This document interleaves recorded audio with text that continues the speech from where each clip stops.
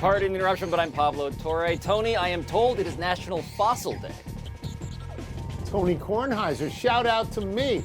I'm a fossil and I'm a Muppet. Yeah, that's wonderful. I'm happy about that.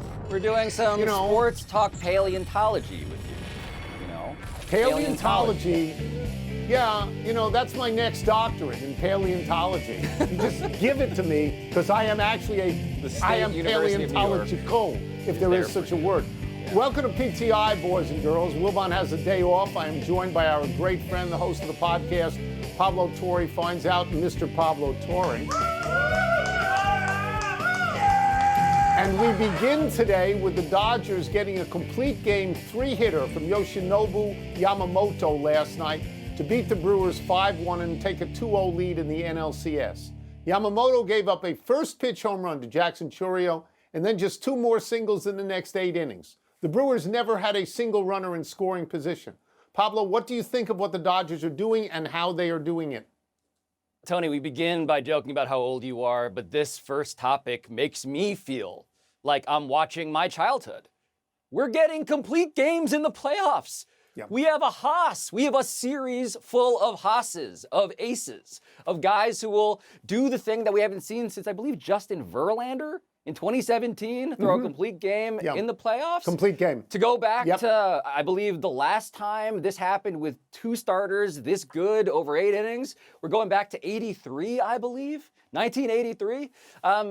It's a delight.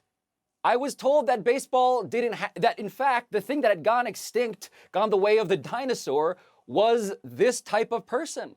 And so I want to make fun of the Dodgers for having, Japan as their farm system. That's why Yamamoto is this way. But they got a staff full of these guys. Glasnow coming up can do exactly this too. So I want to go backwards first. Do you remember when the Seattle kid in Game 1 against Toronto, the first pitch he threw, and George Springer, boom, parked it in the seats. And you looked at that game and you said, oh, whoa, Toronto is going to do to Seattle what Toronto did to the Yankees, 34 runs in 4 games. And that did not happen. It did not happen. No. So last night is deja vu all over again, as Yogi would say, because it's a first pitch home run. And then after that, there is nothing.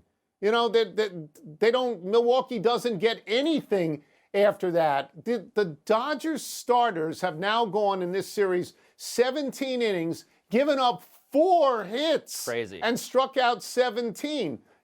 As you said, I hadn't seen a complete game like this, in 8 years. The Dodgers starters ERA right now is 154. They're built for this. I understand Milwaukee beat them in the regular season 6-0.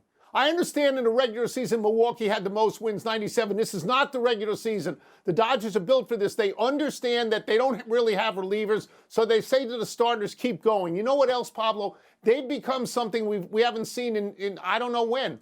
A likable rich team, because they spend money on the right people in the right way. They collect active people, not old people who are past their prime. They know what they're doing.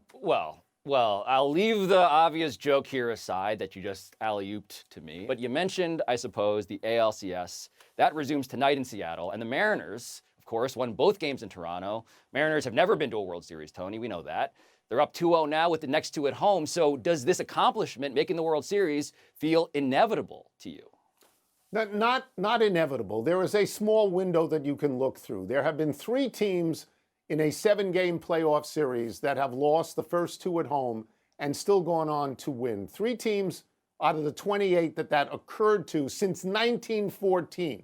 And it's World Series teams because there never used to be an LCS. So there's the 85 Royals, there's the 86 Mets, there's the 96 Yankees. But so far, Seattle has been decisively better than Toronto. I have some numbers here that I think are pretty good. They've outscored the Blue Jays 13-4. They've out-homered the Blue Jays 4-2. They've out-hit the Blue Jays 17-8. And the best Blue Jay player, Vlad Guerrero Jr., is 0-7. So maybe he shouldn't have taken so much delight in saying, the Yankees lose. Him and Big Papi, yucking it up. Maybe that doesn't feel good now because their team now has a batting average of 131 in this series.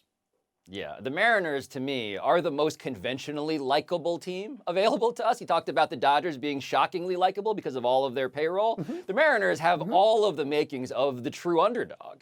And the only problem that keeps me from inevitability, and to me, of course, there are really just three things that are inevitable in life. It is death, taxes, and Mike Wilbon taking off random Wednesdays of PTI in the fall.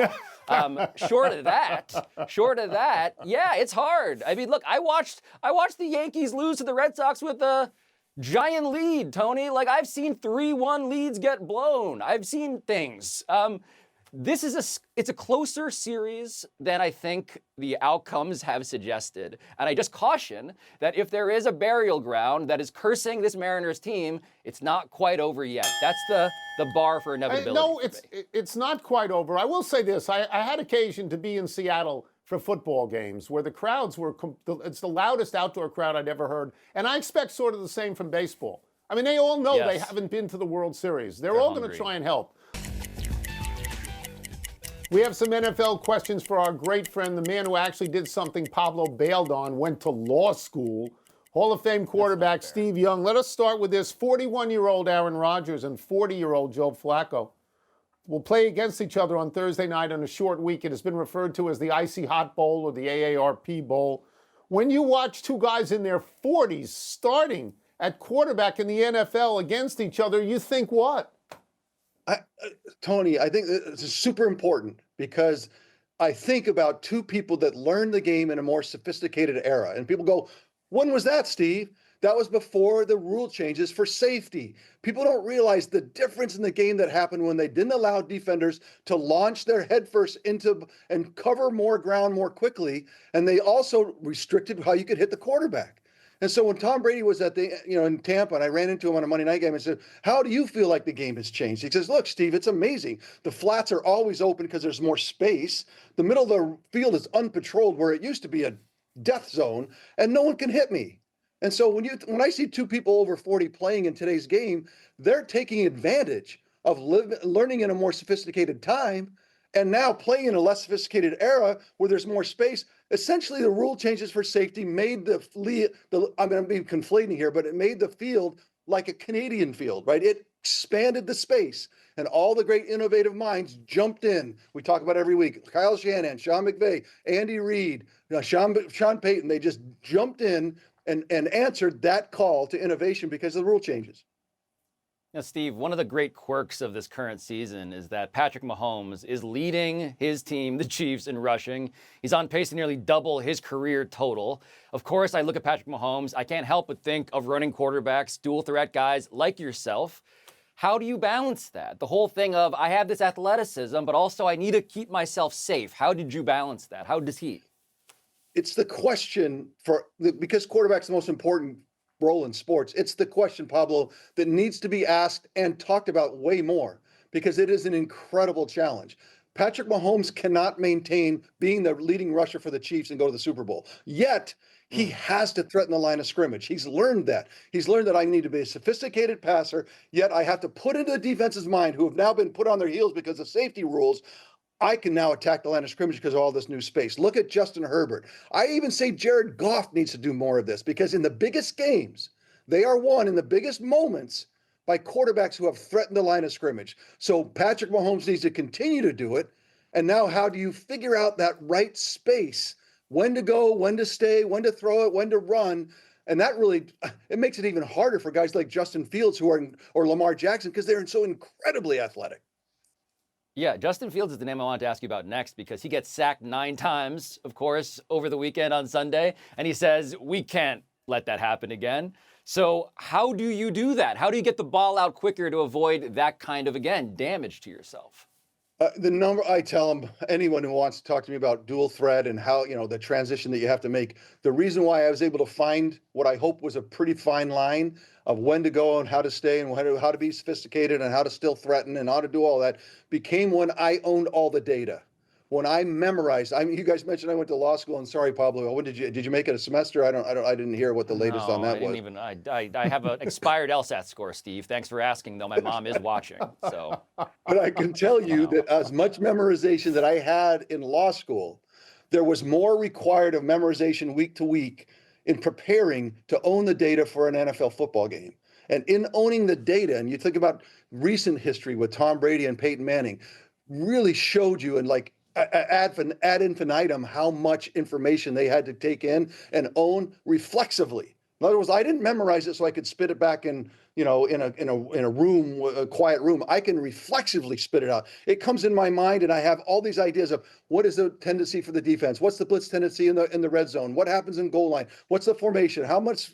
It's all happening real time. And when your brain can slow down because you have owned all of that information reflexively, now your athleticism can come out. Now who you are as a quarterback can come out. And now you can make those decisions about when to go, when to come, how to deal with it, how to throw it, where to go. Like, if you don't own the data, you're always behind. And if you're behind the data, you'll never be the athlete you could be. You'll never be the quarterback that you could be. You'll be a shadow of who you could possibly be. And so that's why I ended up saying, quarterbacking is a master's program in the schoolroom. Yeah, Pete Carroll made the right call. I want to correct myself. He made the right call by no instant replay because the Bush push got pushed. So, what else did maybe not me get wrong today? Good job out of you, Pablo, going back 20 years and making a judgment like that. One error. Baker Mayfield is at his fourth stop, not his third. My bad. And one omission. Knicks guard now Malcolm Brogdon is retiring. Let's go to the big finish if we could. Jason Kidd and the Mavs have agreed on a multi-year extension. Are you surprised? I am not. Jason Kidd is a fine coach. The Mavs have a fine team. Giannis says he'd like to play in Greece following his eventual retirement from the NBA. Does that make sense? I'm getting tired of Giannis. Is anybody else? Russell Westbrook and the Kings agreed to a one-year deal worth $3.6 million. Is that a good fit? Spiritually, the Kings are perfect. The Rangers are the first team in NHL history to get a shutout in their first 3 home games of the season. Is that a big deal? You got 41 home games. It's a big deal if you get shut out in the first 25, not the first 3. Last one, Christian Pulisic injured his hamstring in a Team USA win over Australia. Your analysis. I would just like them to be healthy. The World Cup's coming. You mean Wonder Can we just Boy? be healthy? Yeah. Wonder Boy. I would like Wonder Boy to be All right. wonderfully healthy. That'd be nice. We're out of time. We will try to do better the next time. Dr. Alex Young, thank you very much. And I'm Pablo Torre. Thank you for watching. Here's Sports Center.